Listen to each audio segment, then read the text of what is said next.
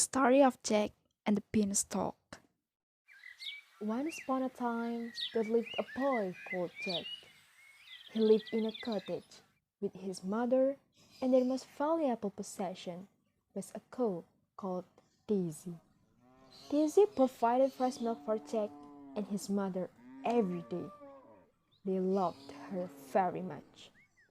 Sadly, the day came when Jack and his mother had no money left. Jack's mother told him that he would have to take Daisy to the market to sell her. Jack was distraught, but he knew that they had no choice. He set off to market with Daisy, feeling very sorrowful. On the way to market, Jack met a man. The man had a large, curly mustache and was wearing a sparkly yellow cloak. He stared with interest at Daisy and then said, "What a fine cow you have there, Jack." "How do you know my name?" asked Jack, confused. "I know a lot of things," chuckled the mysterious man. "For example, I know that these beans that I hold in my hand have magical powers. I will give you these incredible beans in exchange for your cow," suggested the man. "When you plant them, they will grow right up to the sky within just a few hours." "Oh no," replied Jack. "Daisy is all my mother and I have, and I must get a good price for her at market today." "With these beans, you will never have to worry about money again," said the man persuasively. At last, Jack gave in and swept Daisy for the beans. When Jack arrived back at his house, he skipped excitedly into the kitchen. "Are you back already, Jack?" asked his mother. "I do hope you got a good price for Daisy." "Better than that, mother," sang Jack. "I have magical beans." He started to explain about the man he had met, but his mother was not listening. She was extremely angry. She took the beans and threw them out of the window. Jack was sent to his bedroom. He lay down on his bed and cried himself to sleep. The next morning, Jack woke up and noticed that his bedroom was much darker than usual. A shadow fell across the room. He ran outside and faced the gate. Jack was astounded when he saw in his garden. Overnight, the beans had grown into a gigantic beanstalk. It was thicker than the trunk of an ancient tree and covered in healthy green leaves. It was the most amazing plant that he had ever seen. The beanstalk went up high into the clouds. He could not see the top of it. "I will climb this beanstalk," said Jack, feeling determined. Jack was fit and strong and started to climb the beanstalk with ease. However, the higher he climbed, the harder it got to find things that he could grab onto. Soon, his limbs started to tire. "I must go on," he said to himself firmly. He grasped the beanstalk and climbed higher up into the clouds. Eventually, he reached the very top. Jack saw an enormous castle. As he stepped closer, he realized that even the door was far bigger than any he had ever seen before. It had been left slightly ajar, and Jack was able to sneak inside. Jack stared in amazement.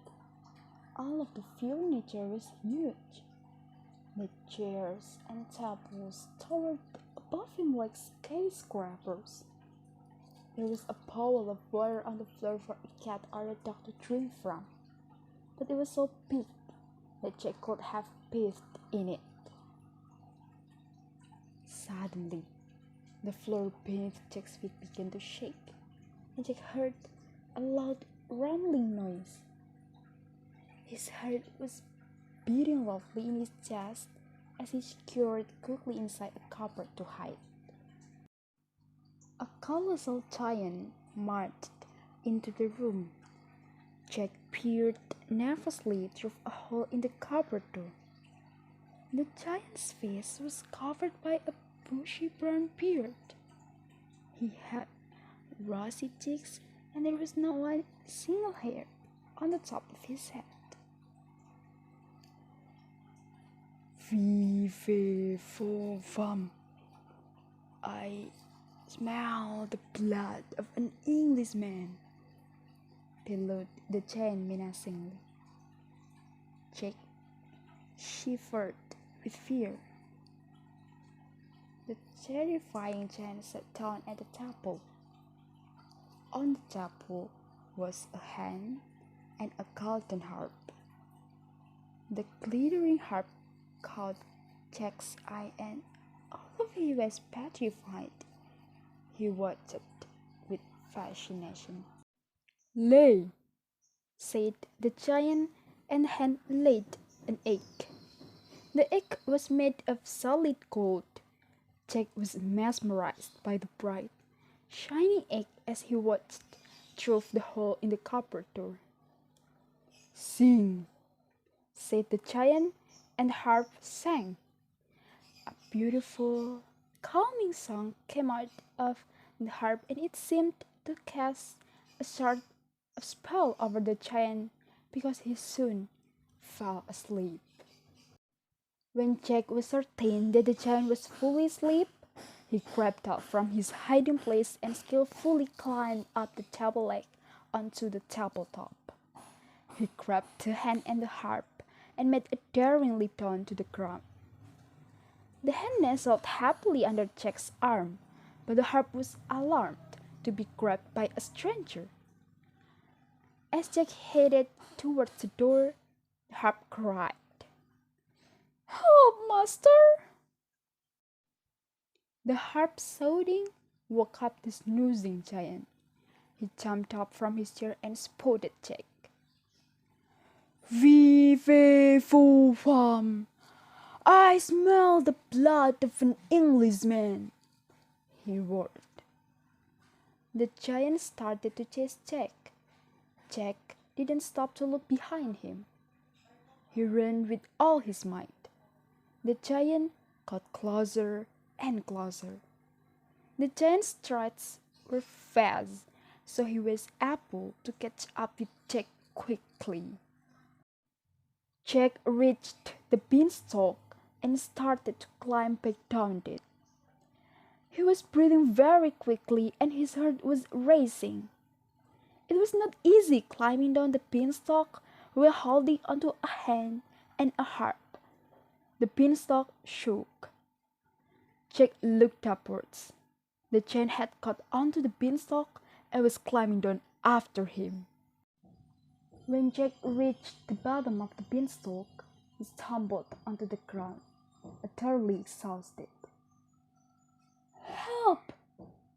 he shouted at the top of his voice.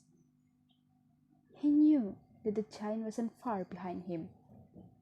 Jack's mother came rushing towards the beanstalk with an axe in her hands. Without hesitation, he sprinted to the base of the beanstalk and began chopping at it frantically. The beanstalk began to wobble, and a loud cry came from above them. The giant fell and crashed to the ground. He was never seen again. Jack hugged his mother. "Thank you." He smiled, still out of breath and shaking all over. "I'm so glad to have you back, Jack," she whispered, looking at him lovingly. Jack's mother was delighted to see the golden harp and the hen. The harp now seemed happy to call Jack his new master, and the hen quickly started to lay golden eggs on Jack's command. In fact, Jack was able to sell the golden eggs to buy Daisy back. They didn't have to worry about having enough money again, and they all lived happily ever after.